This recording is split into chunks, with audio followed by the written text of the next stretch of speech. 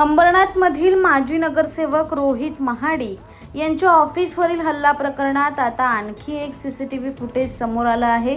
यात हे हल्लेखोर हल्ला करण्यासाठी टोळक्याने येताना आणि हल्ला केल्यावर पळून जाताना दिसत आहे। ताडवाडी परिसरातलं हे सीसीटीव्ही फुटेज असून यात 10 ते 12 जणांचं टोळकं तोंडाला रुमाल बांधत जात असल्याचं दिसतंय। तर अवघ्या 7 मिनिटात हल्ला करून तेच टोळकं पुन्हा याच रस्त्याने पळून जाताना दिसतंय। या प्रकरणात पोलिसांनी अद्याप कुणालाही ताब्यात घेतलेलं नसून आरोपी निष्पन्न करण्याचं काम सुरू असल्याची माहिती पोलिसांनी दिली आहे। 4 पथक जे आहे त्यामध्ये तैनात केलेले आहे।